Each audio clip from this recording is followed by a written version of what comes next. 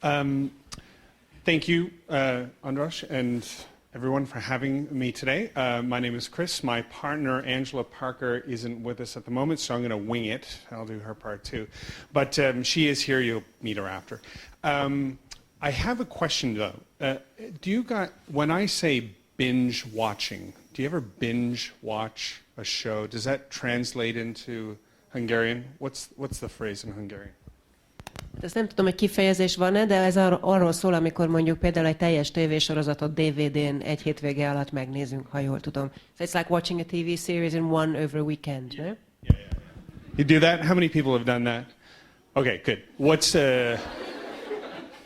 the popular TV show? Is it Breaking Bad? Is it Lost? Way back when? Name a show. Game of Thrones.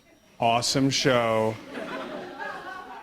So you go to work, and your friends are talking about this stupid show about swords and dragons, and you're thinking, oh my gosh, it's so dumb. But 2 years later, they're still talking about it, so you decide to binge watch it, because you can buy the set, right? And you can't stop watching it, right? All Saturday, all Sunday, you go to sleep, you're dreaming about it, you're talking about it with your friends, it fills up your mind, you can't stop seeing the scenes, you've overdone it, right? There's too much of the show in your mind, you know what I mean? Okay, I feel like that with pro bono right now, like I've been binge watched pro bono, and it's just in my mind, I'm gonna sleep on it. The problem is, 2/3 of it is in Hungarian, and I don't know what the episodes were really about. Like I've gotten some of the translation, which has been awesome, but she's looking at me like, what are you talking about? I've been translating this word for word. Put down the mic and leave, right? That's what you're saying right now. Okay, good. So I'm wondering, before we begin, if you can help me, let's highlight some things that stood out from your perspective. Do we need to throw the mic around the room for this? Andras isn't here, so I think we can just get away with it if you yell out the words. So, but you might get mad at me. So maybe we should hand it to people. What do you think? Hand the mic. Do we have another mic? No, we yell. You yell? Okay, you're yelling fine. Okay, yeah. Well, okay. How much good. yelling do you want? Because if translation is necessary, then we really need the mic. Now, if it's just words, shout it out. I'll repeat it, and then you can translate, because they do a great job, and I really am grateful. So I always offend people when I talk. I don't know why. When I speak, I expect to stop getting invited shortly. Something that stood out from this morning till now, you've been binge watching pro bono, and this scene just stood out in your mind. It was either incredible or terrible or emotional, whatever it was. What stood out in your mind? Yes? It was a bit of fish with a net, which I found a great idea from the KPMG. Okay, it was a fish with a net. Yeah, that they don't only give the net. They teach them how to fish. Yes, exactly. It's not just throwing fish at people, it's giving rods and reels or nets to catch fish. Pro bono is giving the net. Giving the net. Give a bit of fish. Give a bit of fish. Okay, good. So they can stay alive while they use the net. Gotcha. Okay, good. We should do this in Hungarian, I think. That was excellent. Thank you for taking a chance with me. Who else would like to? Something that stood out in your mind. Hungarians are really not shy. I know this, so. It's a great mirror where we are standing now. It's a good mirror. It's a good place to reflect on where we are, on what's going on. Great. Someone else. Yes? Progress. There's been so much progress. Yes, there's been a lot of progress over the years. A handful of organizations have really been pivotal to growing this in this region, and they need to be applauded and recognized, and many of them are here today, and just appreciate the insight and being a part of that reflection today. So that's great. Thanks, Jenny. Okay, well, I want to, what's the expression in Hungarian, throw a bucket of cold water on it? Hideg vizet akar ránk zúdítani. Nobody laughed, so I think you got that wrong. Andras titled my talk "The Limits of Pro Bono," which I felt was very negative. Does that translate negatively? Yeah, it's like, okay, let's slow down a little bit and let's get honest here because, you know. Okay, so this is the moment in the show that everything goes wrong, and then at the end it all resolves and you're happy. Okay, so this might be a better title, Making Pro Bono Work. So there's 4 realities I want to explore with you, and I'm Canadian, okay? So let me tell you a little bit about myself, because we're gonna have some fun with the Americans, okay? So we've been listening a lot about how great the United States is with pro bono, yada, yada, yada. So let's, that's okay, right, Jenny? You don't mind. She's like, I don't know what to say because I don't know what you're going to say. So Realize Worth, our company, we work with pretty big companies on their employee volunteering programs and their giving programs. And we have one job. How do you get people to show up and care? That's it. In fact, we define engagement as participation plus sharing. So sharing is the highest level of engagement. You've experienced a ton of things in your life. The ones that are probably the most interesting are the ones that you talk about, right?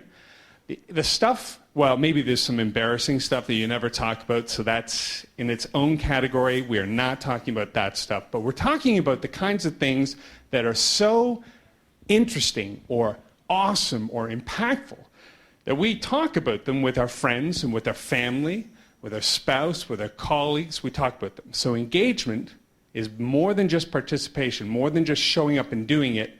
You talk about it.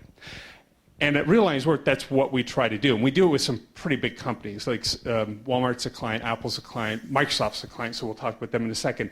But our little logo there, it's a bit of a joke. See the guy, he's painting a wall. And we've talked a little bit about employee volunteering is often painting the wall that the last group painted just the month before and the group before painted. Because the nonprofit's like, I'm the executive director and the volunteer manager and the fundraiser. I do not have time to run your event with 200 employees.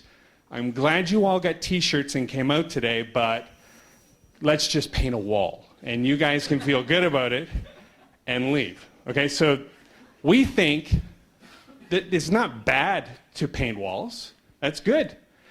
But we want to ask the question, is it good enough? So we don't want to kick it to the curb, but we want to go a little further, and that's why we're really excited to be a part of this conversation today. Okay, so the 4 realities. Reality number 1, not everybody is at the same place in their journey as a volunteer. I want us to think about volunteering as a journey. So I've been to Budapest a few times, love the city. Honestly, you don't know this, but you have to believe it's true. When we talk about places we like to visit in Europe, Budapest, number 1. Absolutely love it. I don't know what it is about the city, but it's very cool. When I read in the magazine, it's like Prague, but it's like alive, or what was the, you saw that. It was in English, I could read it. So, but I think it's a very cool city, and we love it. But the first time I came here, guess which part of the city I stayed in? Yeah, the tourist area, down by, you know, the Marriott down there where all the Americans stay the first time they come, right? Because they don't know any better. We just go there, and I went out the first night and walked up and down the streets, and I thought, you know, Budapest is a pretty cool city, except that's not Budapest, not really, right? That's just that area down there. Nothing wrong with it. It's really great. Monica took me to the beer area where everybody drinks beer down beneath. Anyways, it's a great area, but I didn't know where else to go because it was my first time. So when employees show up to volunteer, most of them are going to be showing up for the first time. So let's talk about that. Let's talk about it in terms of a journey. And let's talk about meeting people at their highest level of contribution. So when I show up to volunteer for the first time, what's it like? Well, it's a lot like being a tourist. It's that first stage, right?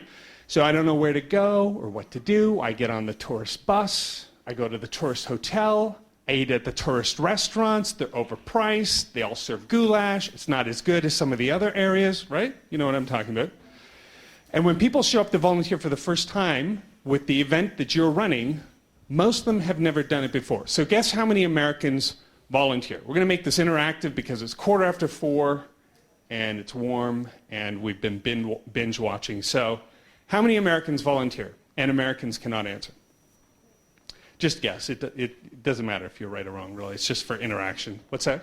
Like 50, 60 million? 50, 60 million? Oh, that's right. You already told everybody. Out of American adults, yeah. No, it's true. I appreciate that. That's true. I would have said the same thing. Actually, I would have thought it. I wouldn't have said it, but that's very good. Okay, so 1 out of 4 American adults volunteer on a regular basis. Just 1 out of 4. So that means when companies offer these programs, they are offering them to employees most likely who have never volunteered before. The best number I could find for volunteering, formal volunteering, not just helping out neighbors with groceries or old ladies across the street. Okay, that's good, but I'm talking about working with a nonprofit. The best number I could find for Hungary is 5.5%. Does that sound about right? That's 5.5%. So most of your employees don't volunteer, have never done it before, not in a formal way. And that's okay. There's nothing wrong with that. That's true all over the world. The United States, it's 25%.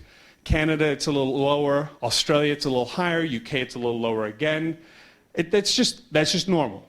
Doesn't matter. That's just normal. What we need to do is we need to meet people at the highest level of contribution.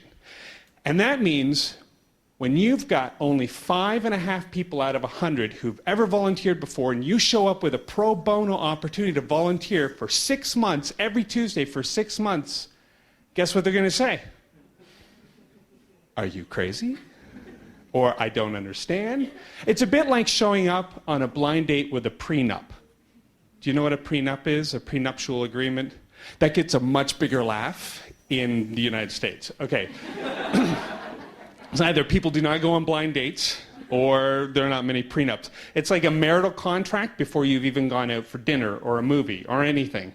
The last presentation was phenomenal. I loved the analogy to dating and rooms, and well, he went way on from there, but it is like that. That's what pro bono is. It's like you got a room and an engagement, and there's even angels, but holding candles. I didn't get that one. I figured there was a translation thing there. But that's really hard for people who've never tried it before. So what we talk to our companies about doing is creating a stage 1 opportunity. Give people a chance to fall in love with volunteering. So if you have walls to paint, that's great. 2 hours on a Thursday, just once, here's a t-shirt, we're gonna have music, we're gonna have a lot of fun, you go out and you can paint a wall and feel good about it. That's about all you can expect from a first-time volunteer, most of the time. Not all of the time, but most of the time. And we have the opportunity, if not the responsibility, to give people the opportunity to fall in love with volunteering in Budapest and Hungary, okay? So these bullets, we're not gonna go through them all, but people who are at that first stage just need some direction, they need some hand-holding, they need a great experience, and they need to be allowed to walk away and not come back if they want to. But we'll talk about how to get them to come back in a minute, okay? So that's first stage. Second stage.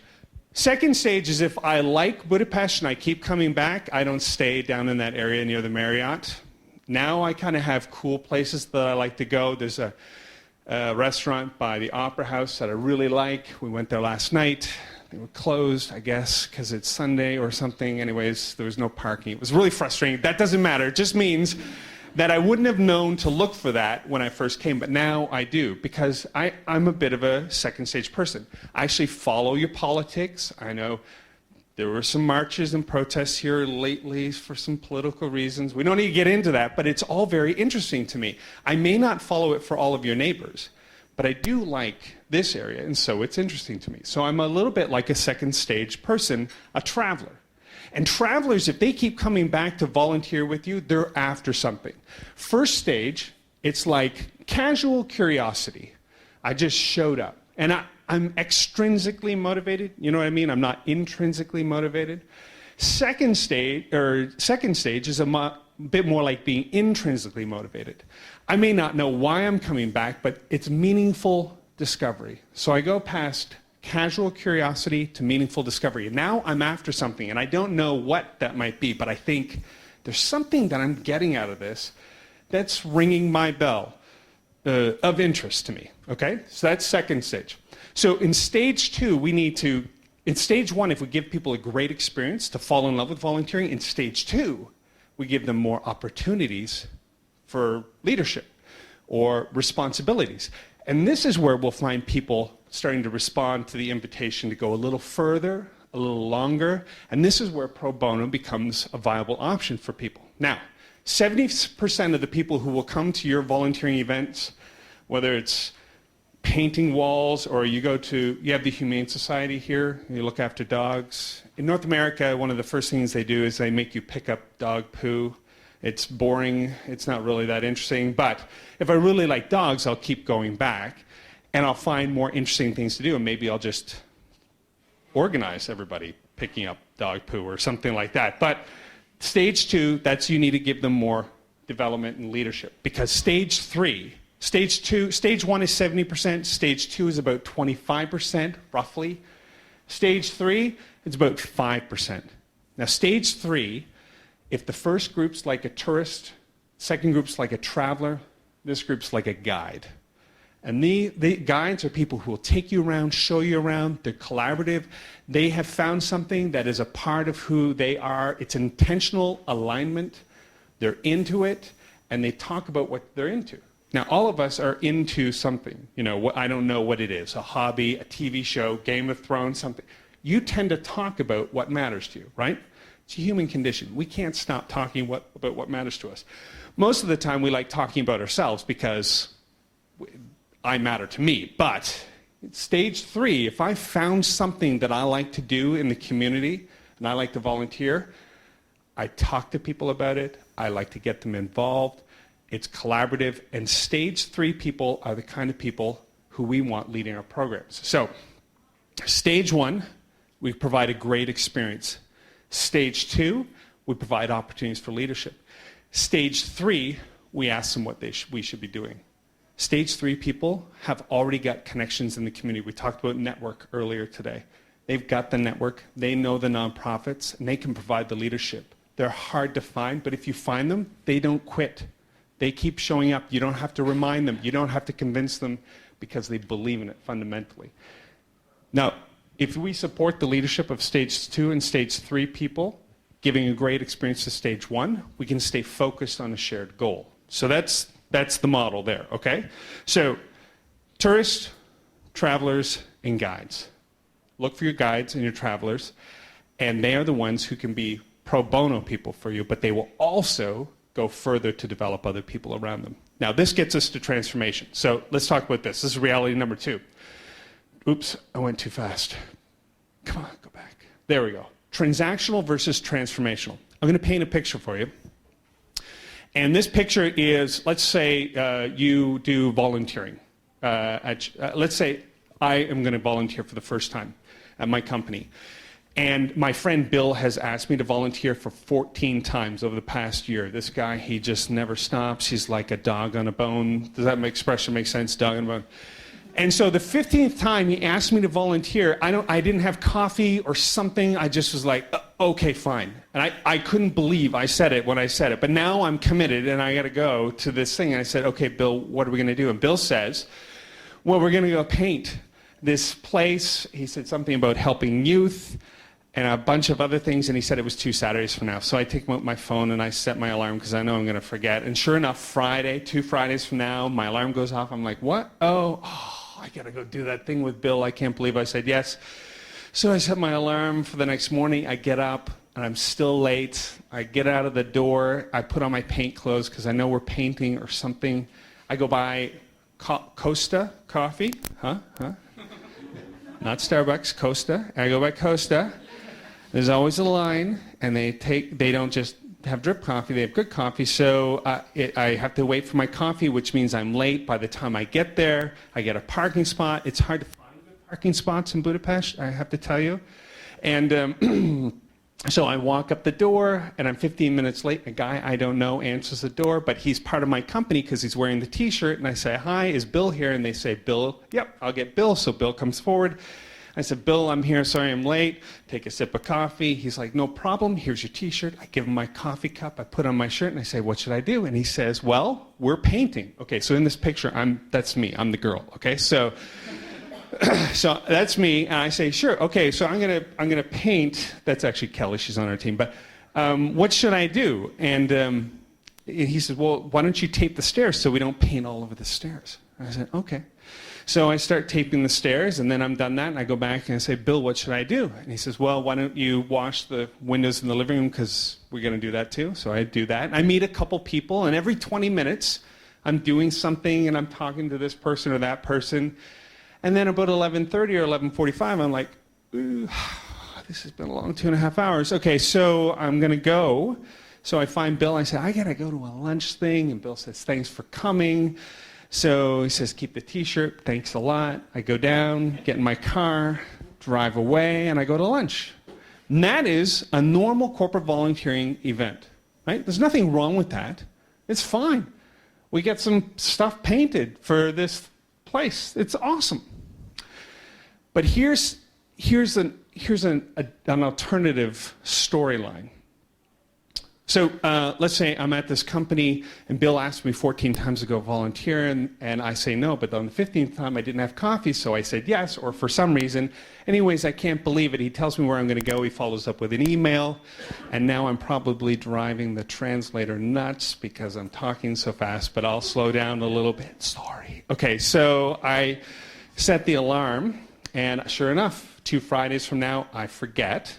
And then I get up the next, but I get up the next morning and I'm a little late. I go by Costa Coffee. There's a line, because there's always a line. And so I get out the door and I get there and it's 15 minutes late. I pull in, I find a parking spot, and it's always hard in Budapest to find parking, but I did. And I walk up the stairs and knock on the door. And a guy, I don't know, answers the door, but I know he works for my company. I'm so sorry. He works for my company because he's wearing the T-shirt, right? So I say, is Bill here? He says, sure. He gets Bill. Bill comes in the back. Thanks, Bill. Sorry I'm late. No problem. Here's your T-shirt. Hold my coffee. I put on the T-shirt, and I say, what should I do? And he says, well, we're going to paint all the trim, so can you do the stairs so we don't get paint all over the carpet? And I say, no problem. I can do that. And then he says this, in 15 minutes, we're going to stop. We're all going to go in the kitchen. We're going to have a brief. Is that okay? I said, sure. I don't care. I don't know. I've never been here before. I'm staying in the tourist part of town. You tell me if it's okay. So yeah, this goes through my head, but I don't say everything. I think usually. And so I say yes. So after 15 minutes, they call us all into the kitchen. Bill says, I want to thank everybody for coming today. Really appreciate it. You all had a lot of things on your list to get done today. But you took 3 hours out of your day to come here and paint. So we're going to tell you what we're going to do and how we're going to get it done. Then we're going to talk about why we're doing it. Okay. Before we do that, let's go around. There's 15 of us. I'd like us just to say where in the company we work and introduce ourselves. So we go around. It's cool. I only knew 3 people there. So now I know another 12. So then they hand out jobs. You're painting, you're taping. Here's the exits. Here's who's in charge. And then we get to the part where he says, now let's talk about the why this matters. And for that, I'm going to introduce my friend, Frank. And Frank's going to talk about this place. And Frank says, thanks, really appreciate you being here. You all had a lot of things to do. But let me tell you about why this matters. Phoenix House, this house here, is a halfway house for kids who live on the streets. And these kids live on the streets for any number of reasons. And they've washed your windshield with squeegees, some of them. They live under the off-ramps in our city. But these kids who live on the streets, every once in a while they come to our main overnight facility and they sleep overnight with us. And some of them want out of that lifestyle. And so for those who are willing to do the hard work, we provide this house. And so this house is a place where they can learn life skills, job skills, financial literacy. And we have a bunch of people who come in from the community to teach these kids, because it's hard to believe, but unless your parents taught you how to dress and talk and to be punctual and to be courteous, you don't naturally know those things. And so these kids don't really have much of a future without those things. But I tell you what the biggest hurdle for them to overcome is. They don't believe they're worth anything. They have done things on the streets you can only imagine. They've been subjected to things you wouldn't believe if I told you. And so for them to believe that they have any dignity left is impossible. And they will make a choice every time to self-destruct because they think, I'm not worth anything anyways. I'll let everybody down. I have no value. And living in this place, we try and teach them, you do have dignity and you have value.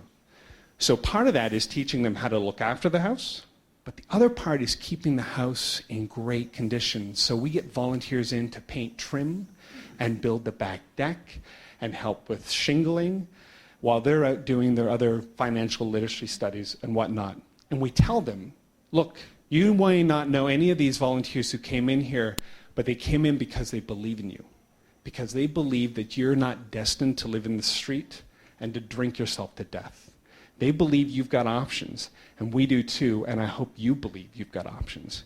So every time you as a volunteer put on a little bit of paint on trim, you're telling them you matter, you have dignity. So when you paint today, remember that. You're telling someone with every stroke of this brush, you matter, you have dignity. And with that, they thank us all again. And then I go to paint. Now I'm painting trim all through the house, and I'm not painting it just thinking, oh, I got to get this done, I got to go. I'm thinking, this is weird how painting is telling someone they have dignity, right? And they told us in the brief that we were going to do a debrief, so just before I go, which is now 12, so I'm going to be a little late for lunch, but just before I go, we get in the circle, and they ask us 2 questions. They thank us again, and then they said, we're going to ask you 2 questions. And we're not going to ask you to evaluate this experience. We just want to know, what did you experience? Was it what you expected? We all stand there quietly for a moment looking at each other, and then Susie says, well, I guess I never really thought about painting and dignity, so that's kind of weird. And we talked about that for a second. And then Mark says, yeah, I really never thought about kids not knowing how to look after themselves, because I was taught at a young age. So that was interesting. And we do this for a few minutes, and then we quietly end, and we say thank you, and I leave, and I go get in my car, and I go to lunch, and guess what I talk about? I talk about, painting at Phoenix House. And then I go home to my spouse, and guess what I talk about? I talk about that, and I'm processing. It's something we call sense-making. They forced me to go into a place of what we call cognitive dissonance. It's where my mental model comes to collision with another mental model that I've never thought about before, and now I have to do something with that. And I figure it out by talking about it. So in the brief, we set expectations. In the debrief, we ask people to do some sense-making, and that's what gets into the marrow of our bones and changes attitudes and behaviors. So whether we are doing pro bono work over a long period of time using our skills, or whether we are painting, we need to call people to a place where they're forced to make sense of their experience, where they're forced to bring meaning to their experience. If we don't, it's just another task. It's transactional. And there's nothing wrong with painting on its own. It's good. It's just not good enough. Because if we involve people in volunteering in a way that's transformative, where they're changed, where we're changed by doing it, we talk about it with our friends and family, we teach our kids something different, we live beyond what we know and experience, and that way an entire generation changes. An entire society is changed because of our own personal experience. And it is one of the biggest values that we can see from volunteering, whether it's pro bono or painting, is that we get changed by the experience and we pass that change to the people around us. Okay, so that's reality number 2. Reality number 3 and 4 is, very quickly, the work before the work. So we're working with Taproot, which is a phenomenal organization. Absolutely, they've got it down rock solid. They are the rock stars of pro bono. I'm not just saying that, it's true. But with Microsoft, we have the privilege of working with them because a big part of the task is that nonprofits have a really hard time figuring out how to do volunteering or pro bono volunteering. Remember, she's the executive director, the volunteer manager, and the fundraiser, right? So when you show up let's say Andras shows up and he is a brilliant IT guy, right? He's awesome. He writes codes. He took a Girls Who Code class and he is really good at it. Okay, that didn't translate either, but that's okay. I mean, it translated right. I mean, the joke wasn't smart. Okay, so what we do in terms of this scoping, skill-based, and pro bono, we find existing champions of volunteering. Those are 2s and 3s. You have a few of them at your company. Find them. Okay, this is just what we're doing with Microsoft. Just telling you. Discover their experience and interests and past problems with the program. In a lot of American programs, people have tried to volunteer. It's not been so good, and so they might resist an invitation again. It's really important to hear what people have experienced in the past and figure out are they stage 1, 2, or 3. Design a sustainable leadership structure. Like I showed you, find your guides and your travelers and let them lead and develop all these new people who are going to volunteer. Provide orientation calls, provide training calls, provide monthly calls. This is the hard work. We're doing this with Apple. We have 150 people up and ready to go in the leadership structure within 90 days.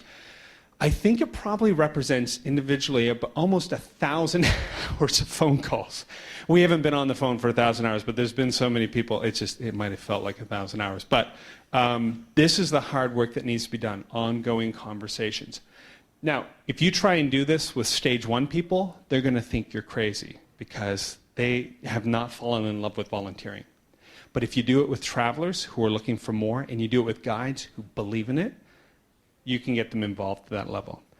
And then you ask champions to form teams. And this is the fun work that we're doing with Taproot at Microsoft. Okay. The 4th reality is you need to grow your resources. For whatever reason, corporations are now gatekeepers in the positive way, not the negative way, but the positive way of opening the gates to a new reality by introducing employees to this idea of volunteering where they may not have ever thought about it before. So companies have the opportunity to really invest in the social fabric of this country. So if you want to see positive change for tomorrow where people share, where they're empathetic, where they see someone who's not like them and think, I understand, I can identify, there's no me and them anymore, it's us. We're together in this, all different kinds of people in our community. We're all us. The way to do that, the best way, the easiest way to do that is through volunteering. We change our minds through 2 things. One, like trauma. Trauma is a big change, right? So if you were diagnosed with cancer, you heard from your doctor, you have cancer. I'm not going to look at anybody or say anything because I tried that once and it wasn't very funny. So if you're diagnosed with cancer, that changes you. You do not live the same way after that. That's a traumatic experience. Okay, so it's a spike. The other way we change is by continual exposure to experiences over a long period of time. Volunteering offers us that. And so volunteering is a way for us to grow a different generation for the future, and companies can do that. And we can do that. Here are the simple steps. I'll send this around to you. It's very simplistic. Happy to talk about it in more detail. Find your existing volunteers. You have them at your company. Okay.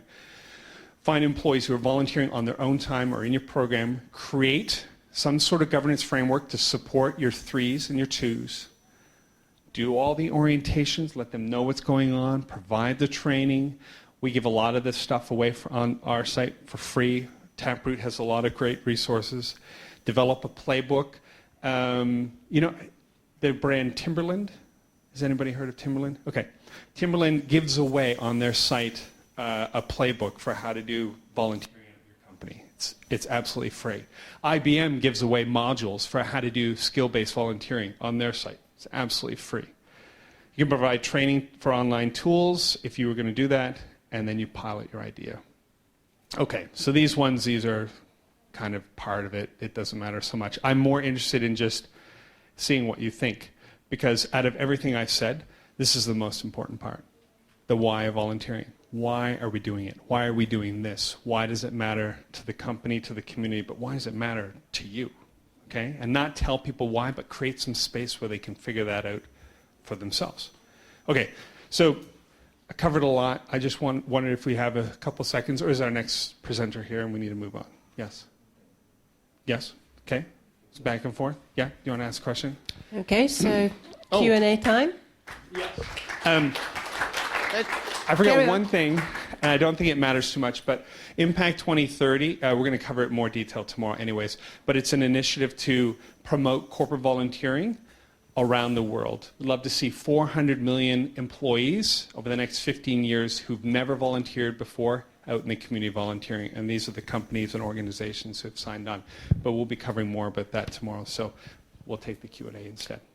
So we have a few minutes for questions, and while the microphone finds people with questions, either way, just tell me this: did you come to this kind of line of work through a volunteer program for stand-up comedians?